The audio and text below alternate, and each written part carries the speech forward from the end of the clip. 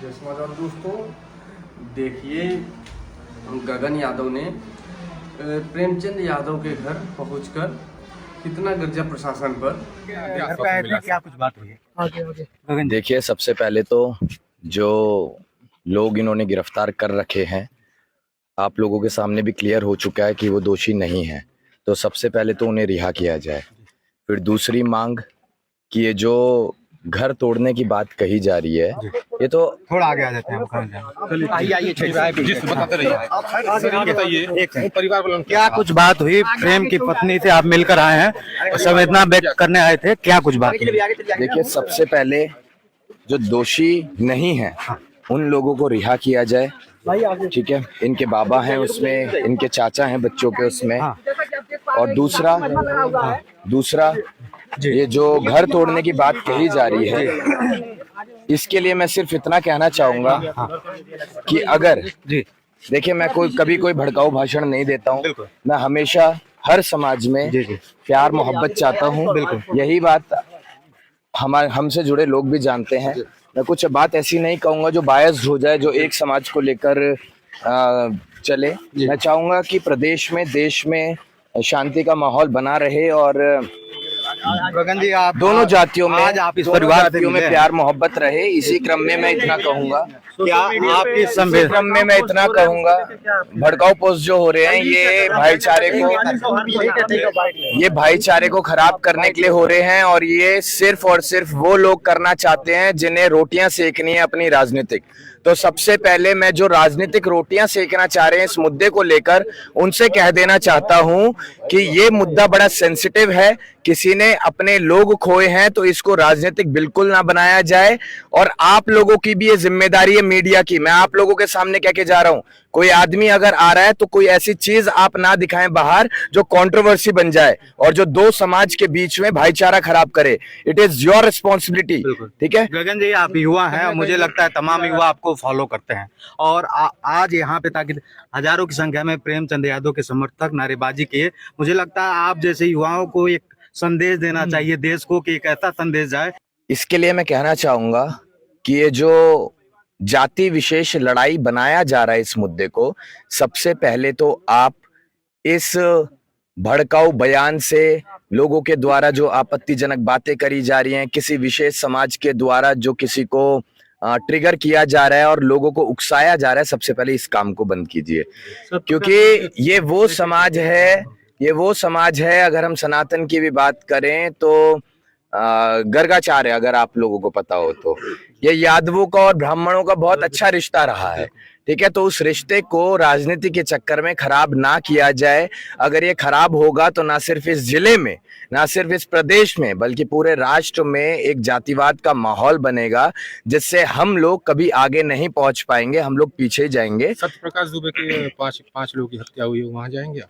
देखिए, मैं आपको एक चीज बता देता हूं, हम लोगों के ऊपर कम्युनिटी का प्रेशर है। मैं उनके परिवार के लिए भी सांत्वना प्रकट करता हूं, लेकिन हम लोगों को ये कहा गया कि आप समाज की आवाज उठाते हैं। मैं उनके लिए भी यही चीज कहूंगा। देखिए, उनके समाज के लोग उनसे मिलने आ रहे हैं, उनके समाज के लोग उनसे मिलने आ रहे हैं, हमारे समाज के लोग इनसे मिलने आ रहे हैं, लेकिन बीच में एक समझदारी वाला बयान जरूर आना चाहिए। अगर मैं समझदारी की बात कर रहा हूं कि दोनों समाज के बीच हिंसा ना हो, प्यार मोहब्बत बरकरार रहे। जो हो गया उसके लिए हमें भी दुख है, लेकिन आगे कोई घटना ना हो, यही बयान अगर उनके द्वारा भी, उनके समाज के द्वारा भी आएगा तो मैं यकीनन विश्वास रखता हूं इस चीज पर कि भाईचारा तो बना ही रहेगा और प्रशासन फिर तरीके से कार्रवाई कर पाएगा और जो दोषी होगा उसको सलाखों के पीछे भेजा जाएगा और जो निर्दोष लोग आज की तारीख में जेल में बंद हैं उनको रिहा किया जाएगा। तहसील में दलील दोनों परिवार जो है पक्ष किया और आज दोबारा पैमाइश हुई। प्रशासनिक टीम से आपकी बात भी हुई है, पैमाइश होके गया है, क्या कुछ बात हुई? देखिए, ये जो घर तोड़ने की बात कही जा रही है, इसके संदर्भ में मैं सिर्फ इतना कहना चाहूंगा कि ये उनके प्रेम यादव जी के फादर साहब के द्वारा बनाया गया था, जो कि आर्मी में अपनी सेवा दे चुके हैं। और काफ़ी सालों पहले ये घर बनाया गया था। अब अननेसेसरली इसको राजनीतिक मुद्दा बनाने के लिए आप, ये तो लहर चल रही है ना बुलडोजर चलाने वाली।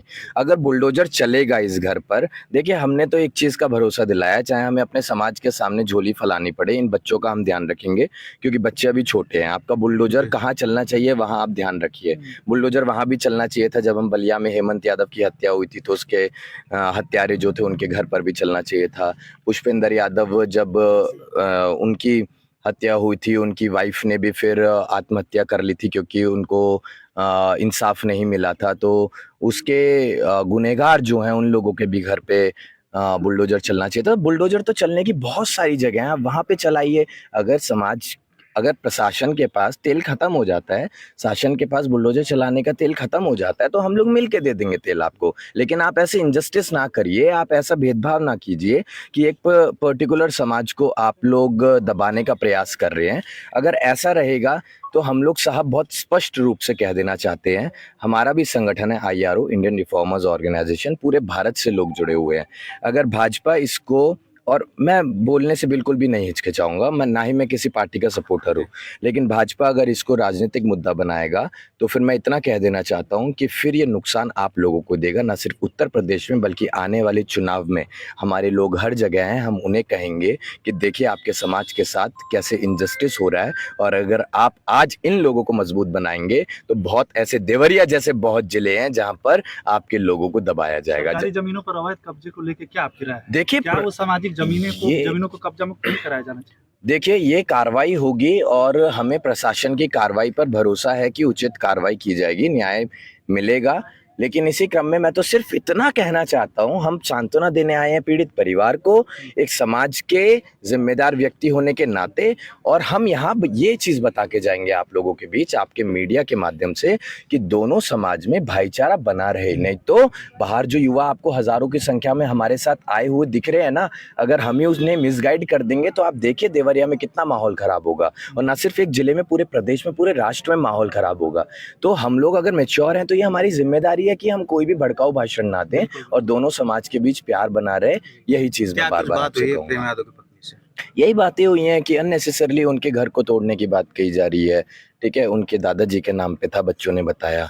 तो देखिए आप एक बार ना दर्द महसूस करके देखिएगा, वो बच्चे कितने छोटे हैं, अभी उनको परिवार का महसूस करना। हाँ, अभी मैं आऊंगा ना, उस पर भी आऊंगा मैं। अभी मैं उनसे मिला नहीं हूँ, लेकिन दर्द तो दोनों परिवारों का है। देखिए अगर आप हमारी वीडियो देखेंगे, पिछली जब हमारा बाइट हुआ था, हम बिहार की यात्रा पे थे 1 से लेकर 8 तारीख तक, तो हमने कहा था कि हम किसी एक विशेष समाज के सपोर्ट में नहीं है। इंसाफ दिलाने का काम, न्याय दिलाने का काम प्रशासन का है।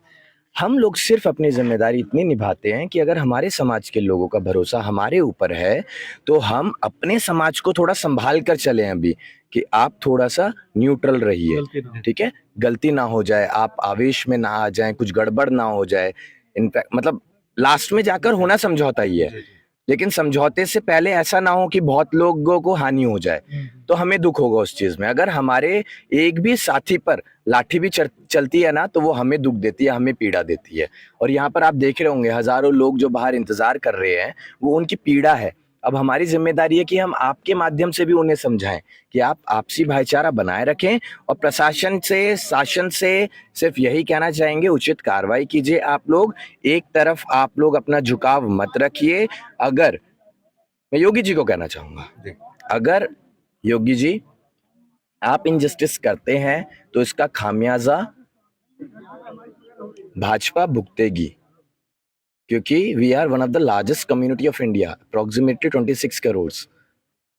हम लोग दम रखते हैं अपने लोगों को समझाने का, फिर मनाने का, और ऐसी हरकतें जो होती हैं जब इंसाफ नहीं मिलता है और जो निर्दोष है उसी को दोषी बनाया जाता है किसी विशेष नेता के द्वारा, तो फिर ये पीड़ा पूरे समाज को देगी, फिर वोट की चोट दी जाएगी। हम नहीं चाहते कि चोट ऐसी दी जाए जिससे कि किसी को खरोच आए या खून निकले। हम अगर चोट देंगे तो फिर वोट की चोट देंगे। के इस मामले पे अब तमाम अलग अलग पार्टियां जो जातिगत रंग देने का कोशिश कर रही हैं, ये कहीं ना कहीं खतरनाक है। आप क्या सोचते हैं इस पे? ये बहुत खतरनाक है, तभी मैंने आप लोगों से कहा कि ये आपकी जिम्मेदारी है कि आप बाहर क्या दिखा रहे हैं।